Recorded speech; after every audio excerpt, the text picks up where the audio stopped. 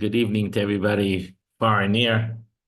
My name is Yossef Slotnik. I teach and live in Yeshivat in Ma'ale Gilboa, northern Israel. We met last week, I'm assuming some of us at least. And we're here to get familiarized with the wonderful book called Avot de-Rabbi Natan. Briefly, I'll say what I started off with last week. Avot de-Rabbi Natan is a compilation probably edited around Gaonic times, but with much earlier roots, already from Talmudic times.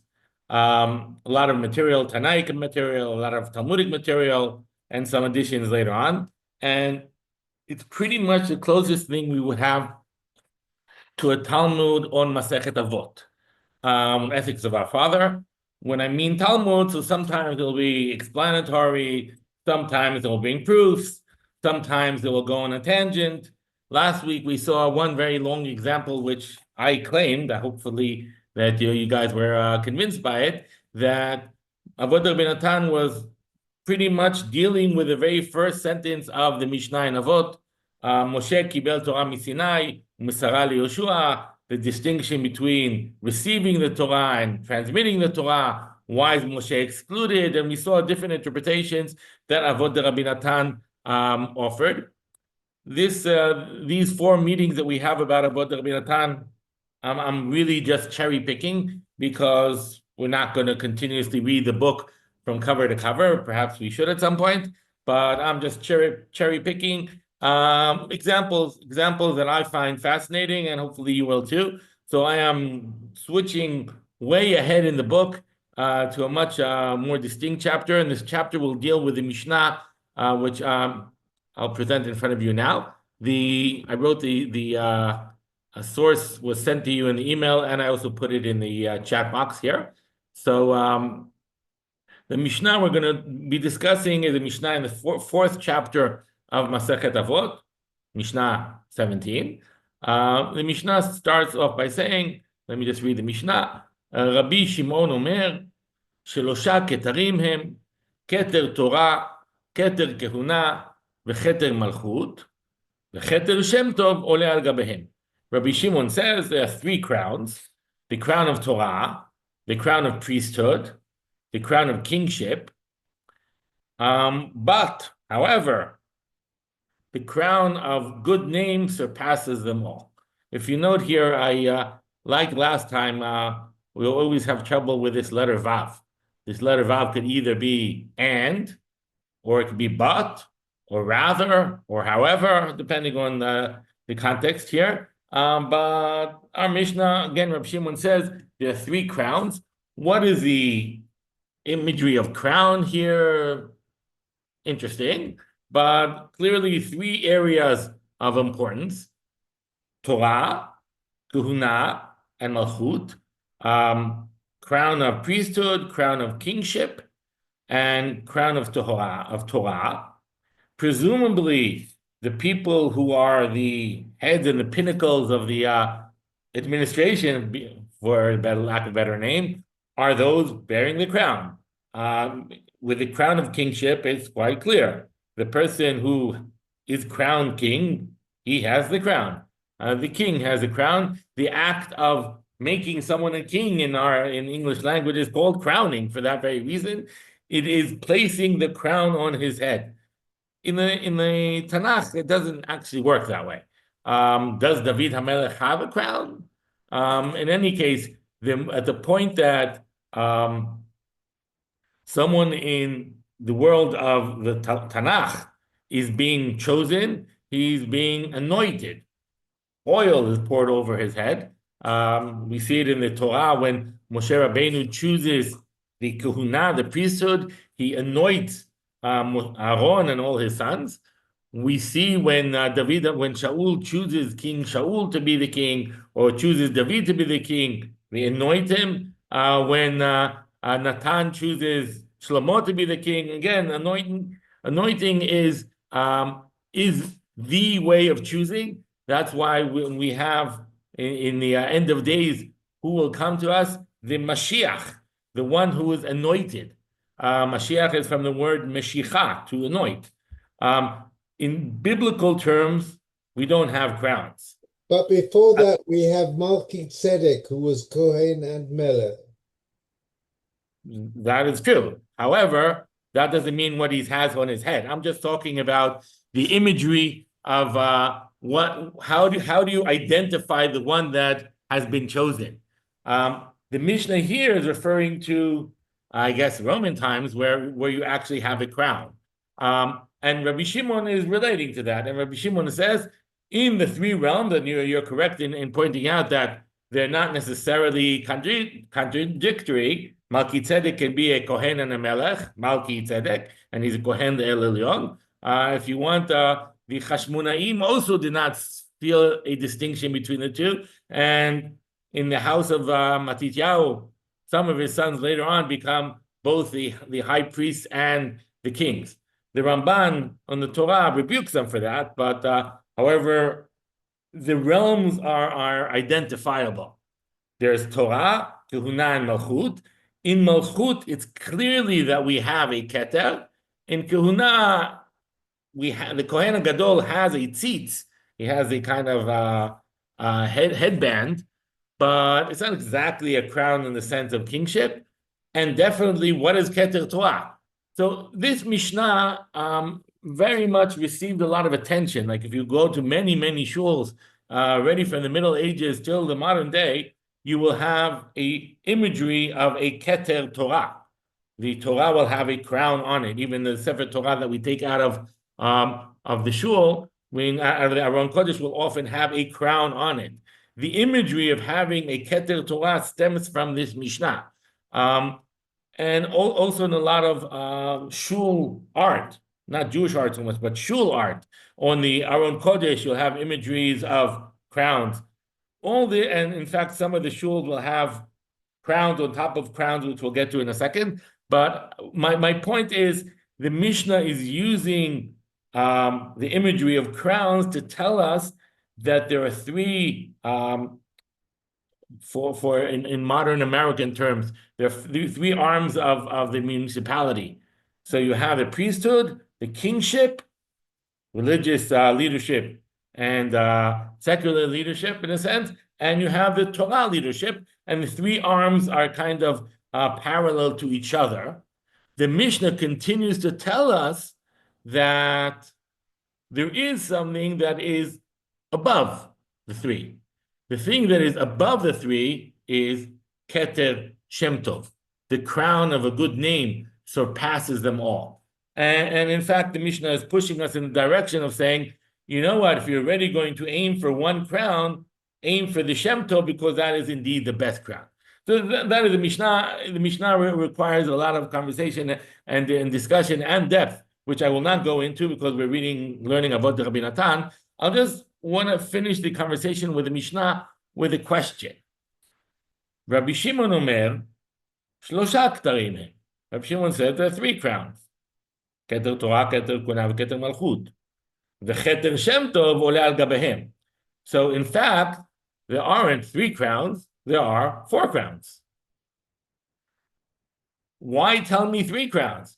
Surely you want to say there are three crowns that are level A and an extra crown that's level B, or the other way around. However, Reb Shimon starts with the emphatic statement of Shlosha Ktarim hem, when indeed, if anyone reading the Mishnah immediately gets to Arba Ktarim. So is that such a difficult question? No, because one can say there are three crowns on the same level, and yet there's a fourth crown, which is on a higher level. However, I'm planting this question in your mind because I believe that question is going to irk us in the future. Okay, so I'm leaving the Mishnah aside, and we're immediately turning to Avot de Rabbi Natan. And what I very briefly mentioned last time, and I'll elaborate a little bit more now. If you notice here in the headline that I'm highlighting now, it says Avot de Rabbi Natan, Nuscha Bet. Nuscha Bet means version B. Avot de Rabbi Natan, I told you last time that you have it in your Shas. You open up the Shas after Masechet Avodah Zarah, you have Masechet Horayot. After Masechet Horayot, you will have Masechet Avot. After Masechet Avot, you will have Avot de Rabbi Natan in every Shas. However, that is one of the versions of Avot de Rabbi Natan. in your Shas, when you open it, there'll be a lot of changes of the linguistic changes done by Achronim, like the Gaon Vilna or others. However, in the beginning of the 20th century, when the Cairo Geniza was uncovered, Schechter, who was a professor of Judaic studies in JTS, he found out that there's a whole other branch of manuscripts about Avot de Natan. The difference between them isn't a little bit of tweaks. It's a whole other branch. And he published the two branches, version A and version B. Version A, like we have in our Talmud, and version B, what he found in the Geniza. He published them side by side. It's available pretty much in every good library of Judaic studies, both in universities and in many yeshivot, etc. Now, what I brought here is first version B, then we'll get to version A, and you'll see the vast difference between the two. But let's start with what it says in version B. The text always starts with quoting the Mishnah. So indeed here, it quoted the Mishnah. Rabbi Shimon Omer, שלושה כתרים הם, כתר תורה, כתר כהונה, וכתר מלכות, וכתר שם טוב עולה על גביהם. That is a direct quote from the Mishnah. And now Avot de Natan, version B, starts elaborating. כתר תורה, זה כתרו של משה, שנאמר, זכרו תורת משה עבדי, know the law of Moses, my servant, who I commanded unto him in Chorev for all of Israel, even statutes and ordinances. What did the text do here? It's telling us who is the king of Torah and proving it. The king of Torah, having the crown of Torah, is Moshe Rabbeinu. And it quotes a pasuk from Malachi, Zichru Torat Moshe. If you remember last week's class, that's a very meaningful pasuk because the Torah is attributed to Moshe, not Moshe as a mediator. So who has Keter Torah? Moshe. Who has Keter Kehuna? זה כתרו של אהרון, שאי אפשר ליגע בו, שנאמר ברית מלך עולם היא לפני השם. The crown of priesthood is the crown of Aaron that is not available. No one else besides Aaron or his offspring can touch it, because as it says, I am giving you the holy offerings of people of Israel. They are, the full pasuk is what I brought on the left in English, but the shortened version is Brit Melech Olam Hi Lifanei Hashem. Only there's a covenant of salt between the Kohanim and God. They are the only ones allowed to move forward and touch it. Keter Malchut, זה כתרו של דוד, שנאמר, הלא לכם לדעת, כי השם אלוקי ישראל נתן ממלכה לדוד. The crown of kingship is the crown of David, as it says, the God of Israel, gave kingdom over Israel to David forever. And then it says, Keter Shem Tov Ole al Gabehem. So what happened so far is we have the Mishnah, and we have Avot de Natan extrapolating on the Mishnah, explaining to us who has the different crowns. Keter Torah Moshe has, Keter Kehuna Aharon has, Keter Malchut of kingship David has. It's also not available. Keter Kehuna only Aaron can have, and Keter Malchut only David can have. About the Torah, it doesn't actually say. And then notice that they continue quoting the Mishnah by saying, Keter Shem Tov Ola al Gabehem, the crown of good name surpasses them all. They don't say anything about it. And then the Avot de Natan version B continues, Kol mi shezacha laTorah yavo v'itlena. Aharon lo zacha lekehuna אלא בזכות התורה, שנאמר כי שפתי כהן ישמרו דעת ותורה יבקשו מפיו. Anyone who wants it, attains the Torah can come and claim it. And you should note that Aaron only received kahuna because he had Torah. And they quote a pasuk from Malachi, Siftei Kohen Yishmeru Da'at, the mouth of the Kohen or the lips of the Kohen keep the knowledge. From them you learn the knowledge, and people should seek the law from him. And then the section ends by saying, David lo zacha lemalchut ela bizchut haTorah, שנאמר, זאת הייתה לי כי פיקודיך מצאתי. David also did not merit the kingship, but for the fact that he had the merit of Torah, as it says in Tehillim, Zot hayta li, I had this I had. What is this? Thy kingship. I had because I kept your commandments. Okay, that's the end of a section.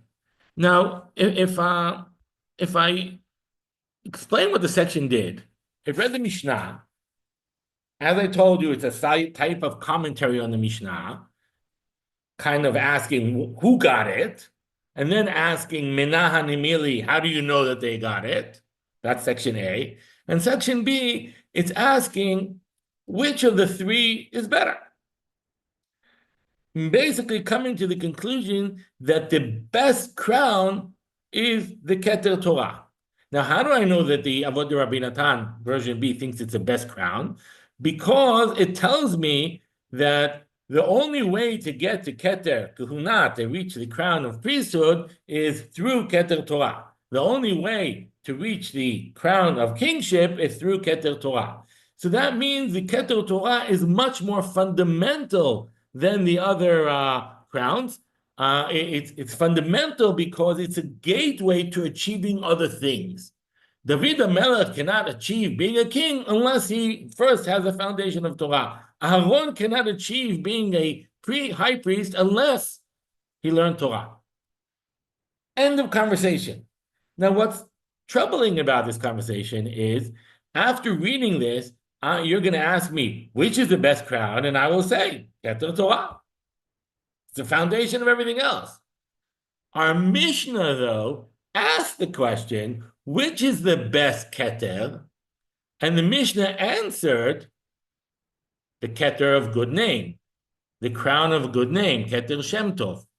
Now, that whole conversation doesn't appear in Avot Rabbi Natan. Not only doesn't it appear when you're asking the question of what's the best crown, it also didn't elaborate about Keter Shem Tov. Reading the entire piece, you don't even know anything about Keter Shem Tov. Who got it? What does it mean? While Keter Torah, they explained to me that it belongs to Moshe, they also explained to me how they know it. They said something about it. They said something about the crown of kingship. They didn't say anything about the crown of good name. And not only didn't they say anything about it, they also didn't ask the fundamental question of which one is the best one. It asked the question about the three crowns. It didn't ask them about the fourth crown. So if I go back to my initial question about the Mishnah, why does the Mishnah start off by saying there are three crowns and actually cites four? This question becomes more severe when I'm reading the interpretation of Avot Rabbi Natan, because it almost sounds like an Avot Rabbi Natan that they only know of three crowns. But that's a hypothesis, which I need to continue and prove. So in order to continue proving it, I'm going to digress for a minute from Avot Rabbi Natan, and I want to show you another midrash. And I'm reading from Midrash Shmot Rabbah, which, albeit is a relatively late midrash, but let's read it anyway. Amar Rabbi Shimon ben Yochai. By the way, you have his full name here, Rabbi Shimon bar Yochai. But in general, in the Mishnah, most cases when it says Rabbi Shimon, it's Rabbi Shimon bar Yochai, the disciple of Rabbi Akiva. Amar Rabbi Shimon ben Yochai, שלושה כתרים הם, כתר מלכות, כתר כהונה וכתר תורה. כתר מלכות זה השולחן, דכתיב בו זר זהב סביב. כתר כהונה זה המזבח, דכתיב בו זר זהב סביב. וכתר תורה זה הארון, דכתיב בו זר זהב סביב. מפני מה כתוב בכולן כתיב ועשית לו, ובארון כתיב ועשית עליו, ללמדך שכתר תורה מעולה יותר מכולם, זכה אדם לתורה, כאילו זכה לכולם. Okay, so this piece, let me just quickly translated. Reb Shimon ben Yochai says there are 3 crowns. Keter Malchut, Keter Kuna, Keter Torah, the crown of kingship, the crown of priesthood, and the crown of Torah, the ones we know from our Mishnah. And the conversation continues to saying, to Keter Malchut, Zeh Shulchan, the crown of kingship is the crown on the table. Now, it's referring to the different articles within the Mishkan, within the tabernacle, where we have in the tabernacle, if you go inside, outside you have an altar where you bring the sacrifices on, the Mizbeach Nechoshet. Once you walk into the tent itself or walk into Beit HaMikdash itself, there are 3 pieces of furniture, if you like. There's a table where you put the weekly bread. There's a lamp where you light the daily candles. And if you go further into Kodesh HaKodeshim, you also have a cupboard that has your closet where you keep your safe, the Torah. So when you read in the Chumash about the different pieces of furniture of the Mishkan, there's a decoration on them. They're made from gold, and there's a decorative ring around it.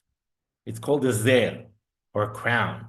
And it's an ornament of gold surrounding the entire table, or on top of the there's also a mizbeach of fire. I forgot to mention a mizbeach of incense as well inside. So on the table of the bread and on the altar of the incense, there are a decoration around of a zer, a kind of crown, an ornament of gold around it, and on Aron HaKodesh, where the Luchot HaBrit are inside, there's also an ornament around it. So Rabbi Shimon says those ornaments are indicative of the crown. The ornament around the shulchan, the table, is the indicative of the crown of kingship. The ornament around the mizbeach, about the mizbeach hazahav, the mizbeach where you bring the incense on, the ornament of that is for Keter Kehuna. The ornament around the Aron HaKodesh in the Kodesh HaKodeshim, that is the Keter Torah. So Reb Shimon is again, he's kind of asking, how do I know there are 3 crowns? What's the source that there are 3 crowns? From the different objects inside the Mishkan. Shulchan, Mizbach HaZahav, and Aron HaBrit, those 3 have ornaments. That means there are 3 types of crowns. And he continues on to say, if you notice in the Psukim, about most of them it says, V'asita lo zer zahav, you shall make on them in the singular, you should make on it the zer zahav, and on Aaron it says you should make on it. V'asu alav. Sorry, it says V'asita lo in the singular, and in the Aaron it says V'asu alav. It says it in the plural, not V'asita ela V'asu. Why? Says Rabbi Shimon, to teach you that Keter Torah is better than the others. Why? Because anyone wants to learn, he can. And anyone who receives the Keter of Torah, it's as if he received the all 3. Now, again, this in a very similar vein to what we discussed before. There are 2 questions involved here. One is, how do you know about the 3 crowns? And the Midrash tells us, I know it from the different objects in the Mishkan. And the second question is, which one of the 3 is the best? And the answer is, like we saw before, the one of Torah, but for a different reason. In the section before, we saw it's the one of Torah because it's more fundamental. Here it just says, anyone who received the crown of Torah, it's as if he received all 3 crowns. So the text is very similar to before, but more striking, it doesn't mention the 4th Keter. There is no 4th Keter. While in Avot de-Rabbi Natan, it didn't elaborate about it, but it did mention Keter Shem Tov Ola Al Gabehem. It quoted the Mishnah in the beginning of the section, which said the Keter Shem Tov Ola Al Gabehem. And during the conversation, it also took a breather and again quoted the Mishnah saying Keter Shem Tov Ola Al Gabehem. It didn't say anything about it, but at least it's quoted. And suddenly here we have a whole section in the name of Rabbi Shimon, like our Mishnah, and not even mentioning a Keter Shem Tov, and that kind of strengthens my my feeling that perhaps the Mishnah doesn't talk about it, putting it as a question mark, but I'm getting ahead of myself. And now we're going to start reading Avot de-Rabbi Natan, Nuscha Aleph, version A. It's a little bit longer, but we have a good half an hour to do it. It starts off in the same manner. You can already guess. They'll start by quoting the Mishnah. Rabbi Shimon Omer, Shlosha Ktarim hem, Eluhem, Keter Torah, Keter Kuna, Vecheter Malchut, Vecheter Shem Tov Ole Al Gabehem. Identical. It's quoting the Mishnah, and it starts again with similar questions. Who gets it? How do you know? And it starts by saying, Keter Kuna, Ketzat, Afilu Noten, Kesef v'zahav shebaolam, even if you give and pay all the gold and silver in the world, אין נותנים לו, כתר כהונה, שנאמר, והייתה לו ולזרעו אחריו ברית כהונת עולם. Only Aharon and his offspring can get keter kuna. And even if you want, it's like that old joke about the guy who wants to pay to be a Kohen. I'm sure you all know it. Even if you want to pay all the silver and gold in the world, they won't make you a Kohen if you're not a Kohen. Keter malchut. Afilu noten kol kesef v'zahav shebaolam. En notlim lo keter malchut. Sheneemar v'David avdi nasi lehem leolam. אבל כתר תורה אינו כן. עמלה של תורה. כל הרוצה ליטול יבוא ויטול, שנאמר הוי כל צמא לכו למים. But כתר Torah is not so. Toil of the Torah, work at Torah. Anybody who wants to come and learn, בבקשה. שנאמר, as it says in Yeshayahu, הוי כל צמא לכו למים, מים, water is Torah. Anybody who's thirsty can go drink water. Anybody who wants can go drink Torah. I'm stopping here for a breather. And again, you'll know right after you read these three sentences, you know answer to two questions. Who has the Ktarim? Keter Kuhuna, the family of Aharon has. Keter Malchut, the family of David has. And Keter Torah is available to everybody. You know the answer to who has it. You also know the answer to how do you know? They quote sources for everything. You also can imagine the answer to the question, which is the best one? So maybe it doesn't actually ask that outright, but perhaps the one that's more democratic, more available, perhaps that's a better one. End of section. Very, very similar to before. And here is where we diverse in version A from version B. If you notice, when it said about Keter Torah Enoken, it said Amala shel Torah, the toil of Torah, the work of Torah.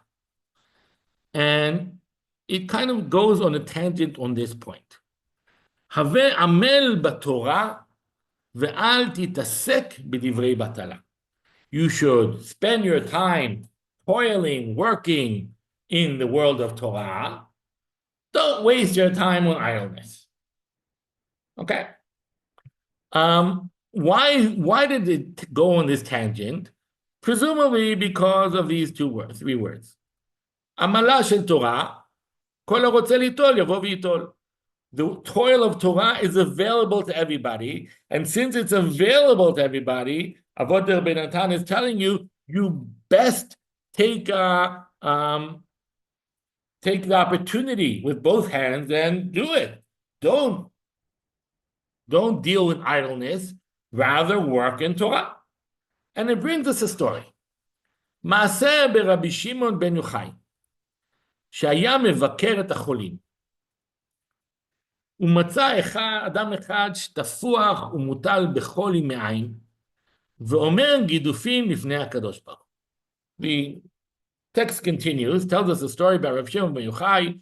He's going, visiting the sick. Bikur Cholim, it's a big mitzvah. He goes around visiting the sick, and he sees a man who is lying in bed, all swollen, has sickness of the bowels, and he's in such pain, he's lying in bed, cursing God. What have you done to me? I'm suffering here, and God is not just, and he's going on and saying curses to God. Amarlo, Reka, empty one, evil one, stupid one. היה לך שתבקש רחמים על עצמך. ואתה אומר גידופים? Rabbi Shimon says to the guy, what are you, crazy? You should be lying in bed, praying to God for mercy, that he should heal you, instead of praying to God, you're cursing God? What are you, nuts? Amarlo. Then the guy rebuts and says, HaKadosh Baruch Hu yesalkenu mimeni v'yanichenu alecha. May God take my sickness from me and put it on you. Amarlo, יפה עשה לך הקדוש ברוך הוא שהנחת דברי תורה והיית מתעסק בדברים בטלים. So he says to him, who says to who? Rabbi Shimon says to the guy, Kadosh Baruch Hu, the Holy One, blessed he did right to give this sickness to you because you left the words of Torah and you dealt in idle things. That's the story. Now, if you notice in line 4, there are all kinds of these funny brackets, right? Like here, it says Amar Lo in square brackets, and then there's Yafeh Asa Li in round brackets, and instead of next to the Li in square brackets, it says Lecha. That is a code. Anybody who ever opened up a Talmud Bavli, you see that often. Round brackets is somebody telling you skip these words, and square brackets is someone telling you read these words. Often based on different manuscripts or people feeling the need to correct the text, they will tell you, they'll put words in round brackets saying these words don't appear in some manuscripts, or these words don't make sense to us, and they'll write corrections within square text. It happens on almost every page of the Talmud. But when it happens in the Talmud, it happens because there are different manuscripts that tells us. Specifically in Avot de-Rabbi Natan, that's not the case. In Avot de-Rabbi Natan, Professor Schechter did everything. He doesn't have 100 manuscripts in front of him. He's reading the text and he says, this text doesn't make sense. And he decided that the text didn't make sense, and he took out some words and placed other words in. Why did he do it? Because he felt that he's correcting the text correctly.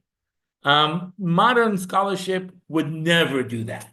Modern scholarship would write a footnote about it, perhaps, asking a question, but they would never take a pen and correct the text. But 100 years ago or 130 years ago, Schechter did that. So let's read the text that he had and discuss why he didn't like it and what he corrected it to. So the text he had, I'm reading line 4, and I'm reading it without the words in the square brackets, but with the words in the round brackets. Amar, Yafeh asa li HaKadosh Baruch Hu, שהנחתי דברי תורה, והייתי מתעסק בדברים בטלים. Who's speaking? Now, based on the ping pong, in line number 1, we hear the sick person talking, saying curses. Line number 2, Rabbi Shimon is talking to the sick person. Line number 3, the sick person is talking to Rabbi Shimon, saying, may God curse you. Line number 4, the microphone goes back to Rabbi Shimon. So what is Rabbi Shimon saying, according to the text that Schechter had? Yafeh asa li HaKadosh Baruch Hu, God did right by me because hinachti divrei Torah v'hayiti mitasek b'dvarim betelim. God was correct in my punishment because I stopped learning and I was dealing with idle things. Now Schechter read this and he said, what are you talking about? Why, Rabbi Shimon, nothing happened to him. A. And B, what do you mean he stopped learning Torah and did idle things? He's being mevaker cholim. He's visiting the sick. He's doing a wonderful thing. And therefore, Schechter decided to change the sentence and have Rabbi Shimon not talk to himself and say Yafeh Asali, but rather talk to the sick person and tell the sick person, God was right in punishing you. You really deserve your sickness. Why? Because you stopped learning and you started dealing with idle things.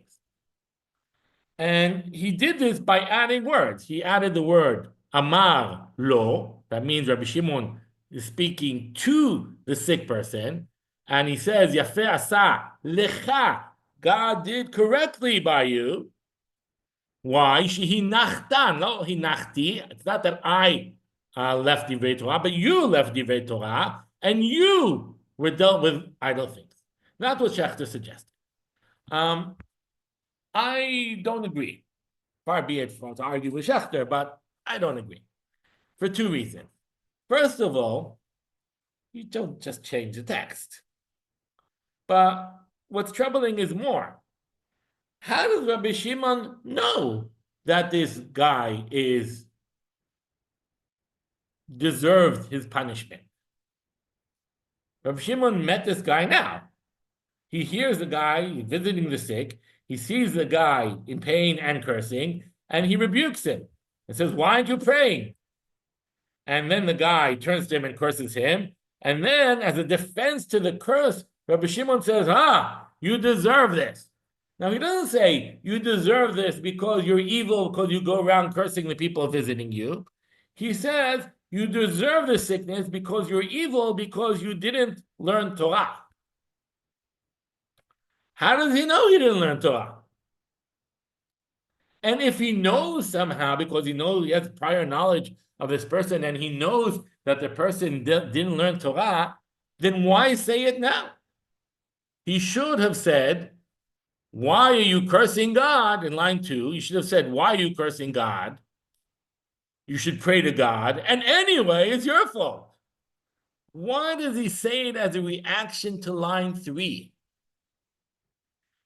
It doesn't, line 4 sounds like it should be a reaction to line 3. The guy curses Rabbi Shimon, and Rabbi Shimon has a rebuttal. But the rebuttal isn't about the curse. And that's why I don't think that I like the changes that Schechter suggested. And I want to accept the line as it says. And what happened is, Rabbi Shimon goes to visit the sick. The sick guy turns and curses Rabbi Shimon. And Rabbi Shimon, in a moment of soul searching, says, I knew I shouldn't have gone visiting the sick. To go visiting the sick, I had to close my Gemara, stop learning, and go visit the sick. I deserve the punishment I just got. What's the punishment I just got? The curse. Why do I deserve the punishment I just got? Because hinachti divrei Torah, I left the word of Torah, and I started dealing with idle things. Now, the reason Schechter doesn't like this is idle things. Divrei Torah, bikur cholim is idle things. Ma pitom, it's bikur cholim. However, I want to remind you, and this is things that many people know. Who are we talking about? Rabbi Shimon Bar Yochai. You remember him. He's the guy sitting in the cave for 12 years, and he comes out and he sees people working, and he looks at them and he burns them on the spot because they're not learning Torah. And he has to go back for another year, and he comes out like, he is a harsh person. He thinks that people should just learn Torah. The Gemara in Masechet Brachot, he has an argument with Rabbi Ishmael. Rabbi Ishmael says you should work in the time of working and learn in the time of learning. And Rabbi Shimon Bar Yochai says, Ma pitom, you should only learn. And Rabbi Shimon Bar Yochai, being this very harsh person, and harsh in the sense of totality of learning Torah, says, I thought it's worthwhile to go do Bikur Cholim. I realized it's not. Bikur Cholim is idle. It's not worth the time. Story. Now, why this story here? So what I told you before, I said it's here because Haveh Amal b'divrei Torah. You should toil in the world of Torah. And here's a story about the importance of toiling in the world of Torah. But I think that it's another point. I think it's a way, and this is just me conjuring, so you can definitely disagree, but I think that Avot de-Rabbi Natan is taking us back to the Mishnah and says, really? Rabbi Shimon thinks that Keter Shem Tov ole al gabehem? Rabbi Shimon has a Keter Torah and he thinks Keter Shem Tov is more important? Is that the Rabbi Shimon we know from this story? Rabbi Shimon in the story about the sick person thought at the end he learned his lesson and said, there is nothing better than learning Torah. In comparison to learning Torah, going to visit the sick is idle work. He will tell you, Keter Shem Tov ole al gabehem, ma pitam. And I think that this is a way of Avot de-Rabbi Natan asking a question. Really? Keter Shem Tov ole al gabehem? Really? Rabbi Shimon says that? Rabbi Shimon doesn't even visit the sick.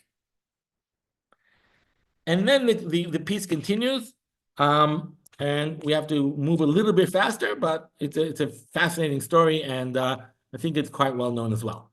And right after this story that we just read, there's another story. Maaseh beRabbi Shimon ben Elazar, שבא ממגדל עדר מבית רבו, והיה רוכב על החמור ומטייל על שפת הים. Okay, the story as it appears in front of us is a story about Rabbi Shimon ben Elazar. Rabbi Shimon ben Elazar is the grandson of Rabbi Shimon Bar Yochai. Elazar is his son, and Shimon ben Elazar is his grandson. Some other versions have it in the name of Elazar bar Rabbi Shimon, but it's not our Rabbi Shimon. It's not Rabbi Shimon Bar Yochai. The story that Rabbi Shimon ben Elazar is coming back from a place called Migdal Eder, which is often identified somewhere in Gush Etzion. Mibet Rabo comes back from Yeshiva. It's Ben Hazmanim. He went on vacation. He comes back home. Vaya rochev al chamor umetayel al sfat hayam. He's riding on his donkey, leisurely riding on his donkey by the seashore. ראה אדם אחד שהיה מכוער ביותר. He sees this really ugly person. אמר לי, רגע, כמה מכוער אתה? שמא כל בני עירך מכוערים כמותך? And he says to him, empty one, how ugly are you? Are all the people of your town as ugly as you? אמר לי, מה אעשה? לך לאומן שעשני, ואמור לו כמה מכוער כלי זה שעשית. So the ugly person answers, what do you want from me? Go tell the craftsman who made me, i.e. God, how ugly is the vessel that you made? כיוון שידע רבי שמעון שחטא, Rabbi Shimon realized that he made a big offense here. ירד מן החמור, והיה משתטח לפניו. Rabbi Shimon gets off the donkey and he starts bowing down to him. And he says to him, please forgive me. And the guy answers, אמר לו, נעניתי לך, מחול לי. I comply, I realize my mistake. מחול לי, forgive me. The guy said, no. איני מוחל לך עד שתלך לאומן שעשני ותאמר כמה מכוער כלי זה שעשית.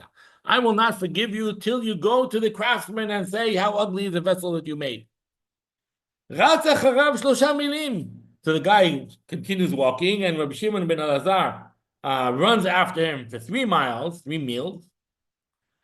יצאו אנשי העיר לקראתו, ואמרו לו, שלום עליך רבי. The people of the town see suddenly Rabbi Shimon ben Elazar arriving, and they come out to welcome him, Shalom alecha Rabbi. The ugly person says, למי אתם קוראים רבי? What are you calling your teacher? אמרו לו, למי שמטייל אחריך.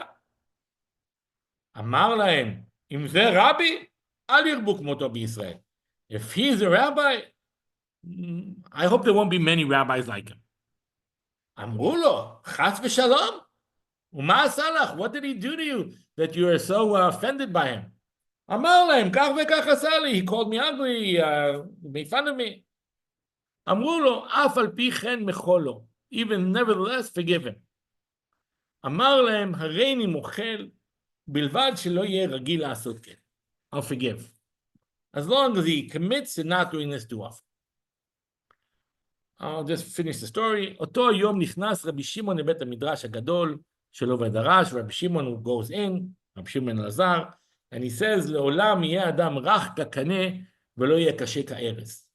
A person should always be soft like a reed and not as tough as a cedar tree. מה קנה זה? A reed, כל רוחות באות ונושבות בו, הולך ובא מהם, there will be a lot of wind, the reed will fold over the wind and then come back. דממו הרוחות, חוזר הקנה ועומד במקומו, but once the wind subsides, the reed will stand up again. מה סופו של קנה זה? זכה ליטול הימנו קולמוס לכתוב ספר תורה. What do you do with a reed? You write with it a sefer Torah. You use it as a pen to write the sefer Torah. אבל ארז, a cedar tree, isn't that way. עומד במקומו, כיוון שנשבה רוח דרומית, once a strong wind comes, עוקרתו והופכתו על פניו. מה סופו של ארז? What will be the end of the airz after it's uprooted? באים עליו סטטים, ומסטטים אותו, ומשחקים ממנו בתים, והשאר משליכים אותו לאור. They build houses with it and they burn it. מכאן אמרו, יהיה אדם רך כקנה ואל יהיה קשה כאב. And that's the end of our story. The story requires a lot of discussion and a lot of detail, which I don't have so much time for. But I will say that we have here a story about a clash between two personas. The one persona is a person learning Torah. He left the yeshiva, and you see that he left the yeshiva and he's full of himself. He's riding on his donkey. He's going around being judgmental to everybody he sees. He sees a regular person and he calls him ugly. I don't know if the guy is physically ugly or the Reb Shimon ben Elazar is telling him, you are an empty vessel. Reika, you're empty. It's like the portrait of Dorian Gray. The face shows your inside. If you're ugly on the outside, you must be ugly on the inside. And I have learned Torah. And you? And the guy says, Al yirbu kmotcha b'Yisrael. And Reb Shimon ben Elazar realizes that he cannot be filled with himself, and he gets off his high horse or his high donkey, and he bows down and asks for forgiveness, and he doesn't get the forgiveness. And eventually, what causes the forgiveness is the fact that the people of the town respect him. The people of the town ask for forgiveness for him. So, if I'm taking it back to our message, Keter Torah has a price tag on it. If you have the heavy is the crown, heavy is the crown of Torah because it can fill you to the extent that you will not see anyone around you. Humility is what really makes the Torah. Keter Torah is in the game. If you really want to be a man of Torah, something that you write the Torah with, you need to be humble. And the lesson of the story of the clash of the simple man and the Talmid Chacham is that being a Talmid Chacham isn't enough. You need to be respected by the people, and for respect, you need humility. Now, if I take this story, which again, I didn't elaborate on many of the details, if I take the story, I will say that Keter Shem Tov Oleh al Gabehem. Keter Shem Tov is better than Keter Torah. Now, we have two stories about Rabbi Shimon. Rabbi Shimon Bar Yochai, Torah is everything. Going to visit the Sick. It's a waste of time. Torah, Torah, Torah. And if you ask me what the best thing in the world, I will say Keter Torah. His grandson, Rab Shimon ben Elazar, said, no, Keter Torah isn't enough. Keter Torah can lead you to being Baal Gava, being haughty, being full of yourself, riding on a mighty donkey, looking down at people. What is better than Keter Torah will be Keter Shem Tov. And what I'm actually suggesting to you, and I know it's really out there as a suggestion, but I have a feeling it might even be true, is that our Mishnah, if I go back for a second at the very beginning to the Mishnah, has been penned by two different Rabbi Shimons.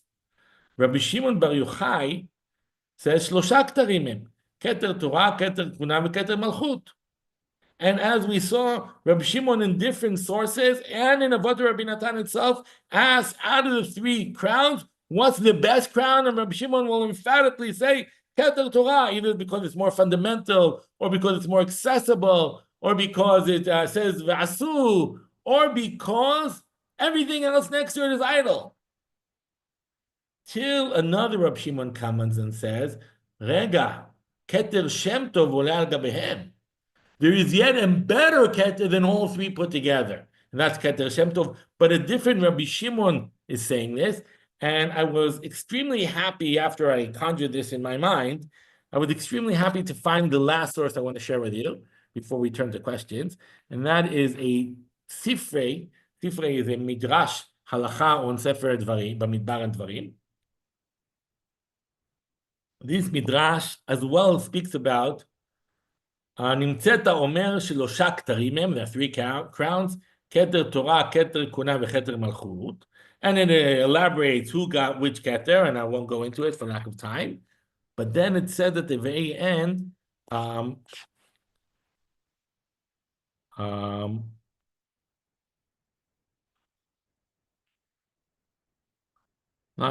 I didn't bring the right source. I found the source, I believe it's in the Sifra as well, that Rabbi Natan says, Keter Shem Tov ole al kulam, but it's brought down as a different person. Let me see if I actually, no. So I have to send it to you as a link, but there is a source that actually says that there are two speakers. Rabbi Shimon says, Shlosha ktarim hem, Rabbi Natan omer, Keter Shem Tov ole al gabehem. I'll have to send it to you as in an email. But once I found that, I realized that perhaps my instincts are correct, and the Mishnah is actually being penned by two separate people. So Adkan, my words, let me see if there are any questions in the chat. Are there any places that we read? There are three things. Three come up repeatedly. Yes, there are quite a few Mishnayot and Avot that are very numeristically based. Just off the top of my head, in Masechet Avot it said, "Shlosha dvarim ha'olam omed, al Torah va'avodah v'gemilut chasadim." So three is a very classic number. Shlosha Avot, Shlosha and Zimun, and in Masechet Avot it says in itself. I'll just do a search very quickly. Just 1 second, do a search for you.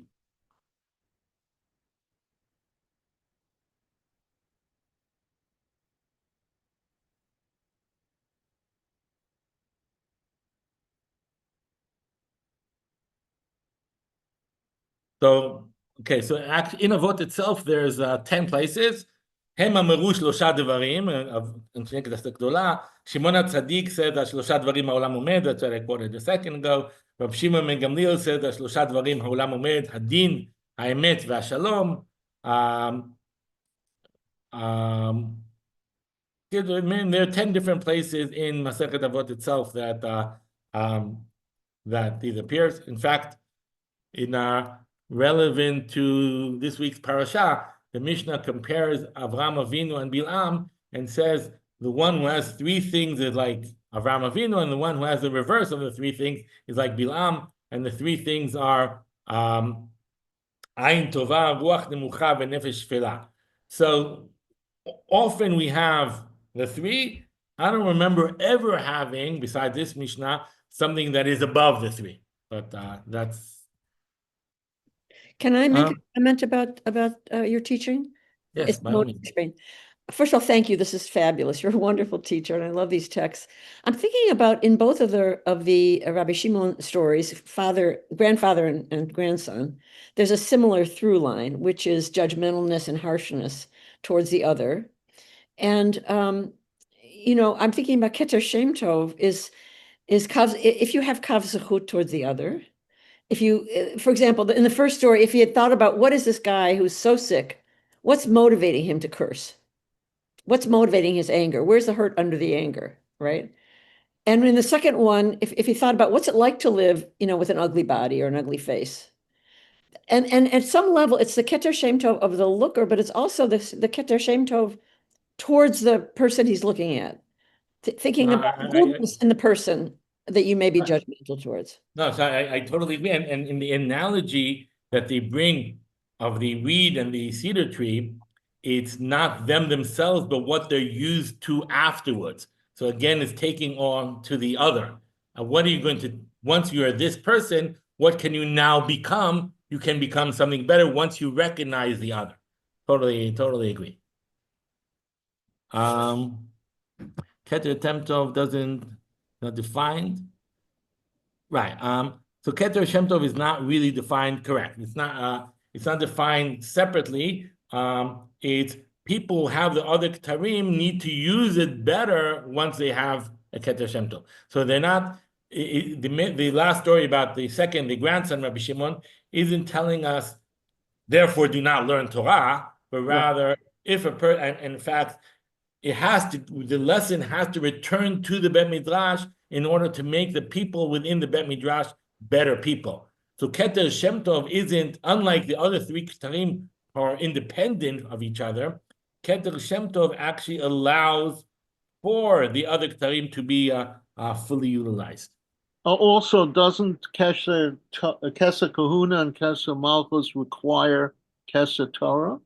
So according to Avot Natan in the first version, it actually said that David HaMelech only got Keter Malchut because he had Torah. The other version didn't have that, but the version of Nuscha Aleph did have that, saying the way Aaron got the Kuna is because he had Torah, and it's kind of a foundation in order to get the other Ketarim. Correct. It's like we ended up in the second Beis Hamikdash with corrupt Kahuna, and they didn't. You need the Torah to have the complete Kahuna. Right, but also Chazal say about Beit Sheni is also that Torah sometimes is corrupt as well. Shelo birchu b'Torah tchila. They were learning Torah, but they were not learning it in the right context. So I think the story about the grandson is telling you that Torah on its own also isn't good enough.